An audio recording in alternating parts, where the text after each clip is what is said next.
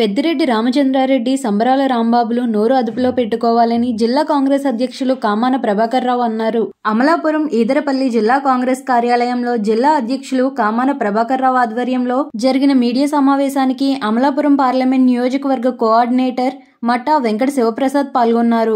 ఈ సందర్భంగా వారు మాట్లాడుతూ గతంలో పెద్దిరెడ్డి రామచంద్రారెడ్డి, అంబటి రాంబాబులు ఏ పార్టీ నుండి వచ్చారో గుర్తు చేసుకుని మాట్లాడాలని హెచ్చరించారు. ప్రజాస్వామ్యంలో ఇప్పటి వరకు ఏ ప్రభుత్వ నాయకులు కూడా ఇలాంటి వ్యాఖ్యలు చేయలేదని, ఇప్పుడు వైసీపీ మంత్రులు రామచంద్రారెడ్డి, రాంబాబు వ్యాఖ్యలు హేయంగా ఉన్నాయన్నారు. ఈ కార్యక్రమంలో కాంగ్రెస్ అమలాపురం పట్టణ అధ్యక్షులు ఒంటెద్దు బాబీ, పీసీసీ జనరల్ కార్యదర్శి మహమ్మద్ ఇస్మాయిల్ అరీఫ్, పీసీసీ జనరల్ కార్యదర్శి మహమ్మద్ ఇస్మాయిల్ ఆరిఫ్, బీసీసీఎల్ జిల్లా అధ్యక్షులు కుడిపూడి శ్రీనివాస్, ఎస్సీ జిల్లా అధ్యక్షులు వడ్డి నాగేశ్వరరావు, సంసాని రామకృష్ణ, రౌతు ఈశ్వర్రావు తదితరులు పాల్గొన్నారు. నమస్కారం. ఈరోజు ఇక్కడ ప్రధానంగా పత్రికా విలేకరుల సమావేశం పెట్టడానికి కారణం ఏంటంటే, ఈ రాష్ట్రానికి నూతన అధ్యక్షురాలుగా శ్రీమతి వైఎస్ షర్మిల గారు ఛార్జ్ తీసుకున్న తర్వాత ఈ ప్రభుత్వానికి, రాష్ట్రంలో ఉన్నటువంటి జగన్మోహన్ రెడ్డి ప్రభుత్వానికి ఒక అదురు బెదురు ఏర్పడింది, అభద్రత ఏర్పడింది. ఏర్పడి జగన్మోహన్ రెడ్డి గారు కారుకుతలు ఊహిస్తున్నాడు వాళ్ళ మంత్రుల చేత, ఎమ్మెల్యేల చేత, షర్మిల గారి మీద, కాంగ్రెస్ పార్టీ మీద. నిన్న ఒక వ్యక్తి, ఒక బాధ్యత కలిగిన ప్రభుత్వంలో ఒక మంత్రిగా ఉండి పెద్దిరెడ్డి రామచంద్రారెడ్డి అనే వ్యక్తి, కాంగ్రెస్ పార్టీ ఒక శవం, దాన్ని షర్మిల, కేవీపీ రామచంద్రరావు, రఘువీరారెడ్డి, గిడుగు రుద్రరాజు మోస్తున్నారు అని చెప్పి వ్యాఖ్యానం చేశారు.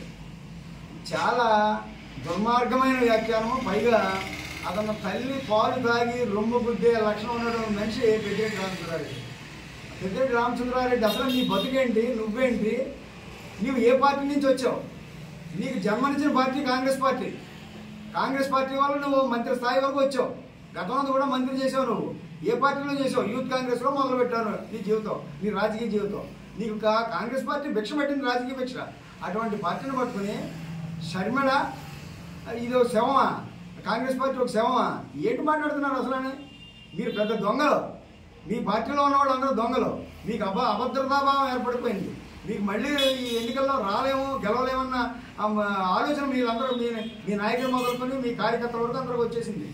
దీన్ని మీరు ఏ విధంగా కప్పిపుచ్చుకోవాలో తెలియక కాంగ్రెస్ పార్టీ మీద దుమ్మేసి ఒక ఉమ్మేద్దామని చెప్పి అనుకోవడం చాలా దుర్మార్గం. మీరు ఇదే విధంగా కానీ మాట్లాడినట్టయితే ఖచ్చితంగా మేమంతా రోడ్ల మీదకి వస్తాం. మిమ్మల్ని ఎక్కడ పరిగెత్తించాలో మాకు తెలుసు, ప్రజలకు తెలుసు. ప్రజలు బాగా సంయమనం పాటిస్తున్నారు. ఏం చేద్దంటే మీరు మాట్లాడే మాటలకే, మీరు చేసే వ్యవహారాలకి ఎప్పటికైనా బుద్ధి తెచ్చుకుని సరిగ్గా మాట్లాడండి. మీరు ఏదైతే అన్నారో దాన్ని వెంటనే విత్డ్రా చేసుకుని బహిరంగంగా కాంగ్రెస్ పార్టీకి క్షమాపణ చెప్పండి. లేకపోతే కాంగ్రెస్ పార్టీ నాయకులు కానీ, కార్యకర్తలు కానీ మిమ్మల్ని ఏ ఊరిలో తిరిగి ఇచ్చే పరిస్థితి కూడా ఉండదు. అది మాత్రం మీరు గుర్తుంచుకోమని చెప్పేసి పెద్దిరెడ్డి రామచంద్రారెడ్డి గారికి నేను హెచ్చరిస్తున్నాను. అలాగే మరొక సంబరాల రాంబాబు, ఆయన పాపం ఎక్కడికి వెళ్ళిన ఆడవాళ్ళు కనపడిపోగానే పూనేస్తూ ఉంటాడు, పొరకు వచ్చేస్తుంది, అక్కడ డ్యాన్సులు స్టెప్పులు ఎత్తూ ఉంటాడు. అతనికి కాంగ్రెస్ పార్టీ భిక్ష పెట్టింది. వైఎస్ రాజశేఖర రెడ్డి భిక్ష వల్ల వైఎస్ రాజశేఖర రెడ్డి పాదయాత్ర చేస్తే ఈ పెద్ద మనిషి కూడా రోడ్లంతా తిరిగి ప్రసన్నం చేసుకుని, ఎలాగైతే రాజశేఖర రెడ్డి గారి వల్ల, కాంగ్రెస్ పార్టీ వల్ల ఆయన ఎమ్మెల్యేలు తీసుకుని, కార్పొరేషన్ చైర్మన్ తీసుకుని, ఈవేళ పార్టీ ఫిరాయించి మళ్ళీ దేంట్లో పోయి వైసీపీలో పోయి మంత్రి అయ్యి ఆయన డ్యాన్సులు వేస్తూ అభద్రతాభావంతో ఉంటూ అతను ఒక ప్రత్యేకమైన ఈ రాష్ట్రానికి పనికొచ్చే వ్యవసాయానికి సంబంధించినటువంటి ఒక జలాశయానికి సంబంధించినటువంటి వ్యక్తిగా ఆయన మంత్రిగా ఉండి, నీటిపారుదల శాఖ మంత్రిగా ఉండి, ఆయన పోలవరం ప్రాజెక్టుని పూర్తి చేసుకోలేకపోయిన అసమర్థుడైన మంత్రి అవడం ఉన్నాడంటే అంబటి రాంబాబు అని చెప్తున్నా. ఈ డ్యాన్సులు మా దగ్గర వద్దు, కాంగ్రెస్ పార్టీ దగ్గర వద్దు. కాంగ్రెస్ పార్టీ వల్ల మీరందరూ రాజకీయ భిక్ష వల్లనే మీరందరూ ఈ విధంగా చేర్చారు. మీరు కూడా మాట్లాడటమే, కోతి కొబ్బరికాయ దొరికిందా, చెప్ప దొరికిందా? ఎవరికి కొబ్బరికాయ చెప్ప దొరికింది? మీకు దొరికింది. మీరు రాష్ట్రాన్ని దోచుకోవడానికి మీకు దొరికింది. మీరు ఈ విధంగా పెచ్చుకొచ్చి ప్రలాపనలో మానుకోకపోతే మీకు తగిన బుద్ధి ప్రజలు చెప్పడానికి సిద్ధంగా ఉన్నారు. కాంగ్రెస్ పార్టీ కార్యకర్తలు కూడా చెప్తారు.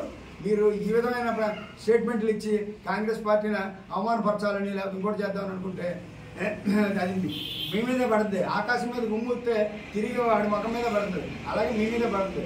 కబడ్దారని చెప్తున్నాం. ఒళ్ళు దగ్గరెట్టుకుని మాట్లాడమని చెప్పి అంబటి రాంబాబు కూడా హెచ్చరిస్తున్నాం. అందరికీ నమస్కారం. ఈ రోజున షర్మిలమ్మ గారిని మరి రకరకాలుగా విమర్శిస్తున్నటువంటి నాయకులకి మరి అసలు వాళ్ళు వ్యక్తిత్వం ఉండి మాట్లాడుతున్నారా లేకుండా మాట్లాడుతున్నారు?